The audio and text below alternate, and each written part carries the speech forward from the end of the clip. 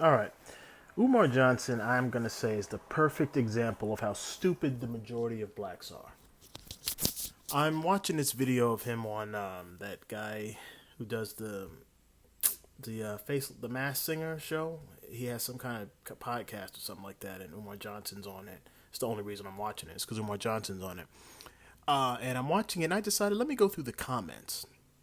I'm scanning the comments, and I see a whole host of imbecilic ass clowns calling him a scammer. How exactly did he scam people?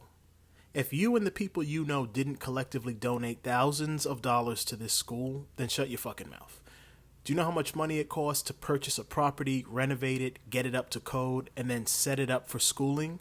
This man was a principal, not a media mogul. Where do you think this money comes from? He received donations, but not nearly enough to do all the things I mentioned. And it's not like he hasn't done anything. He purchased a 4 building property and is in the process of trying to get it set up, but that costs money. Money that the black community will not give him. When a white cop executes a black citizen for no reason and then gets fired for it, on the rare occasion that it does happen, the white community will raise millions of dollars for him or her, all off of donations.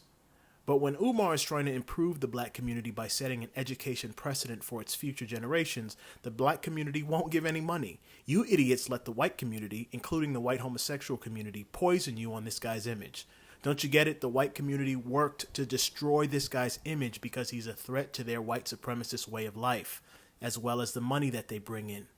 They don't want someone like this succeeding.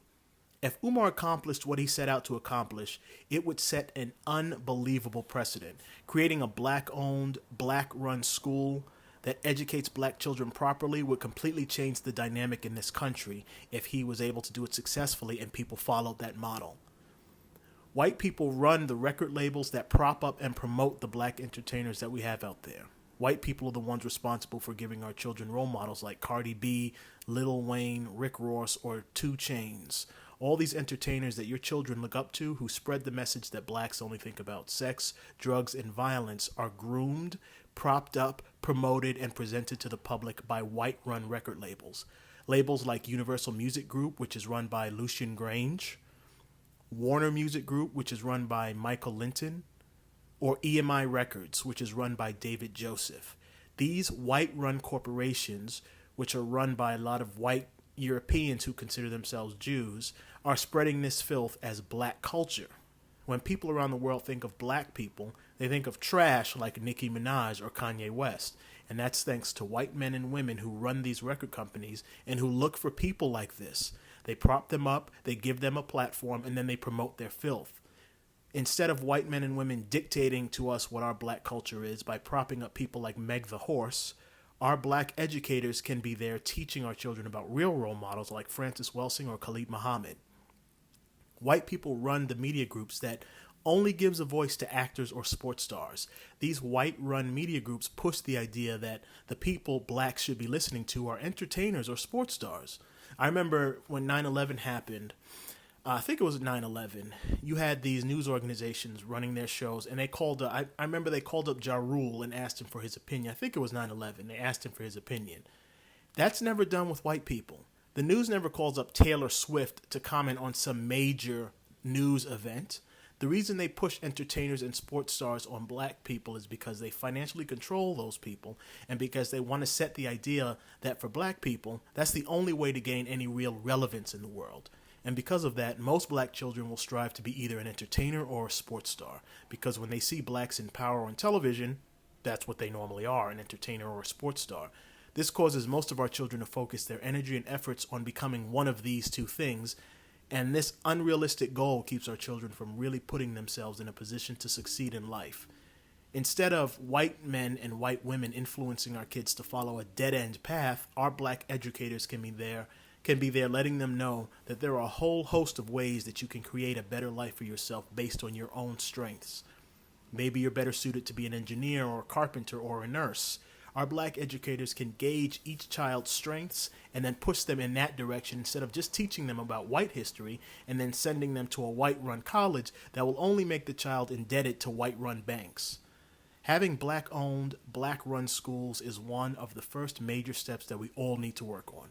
Umar Johnson is trying to work on that. And instead of working together to help him, black people are working to help white people destroy his image.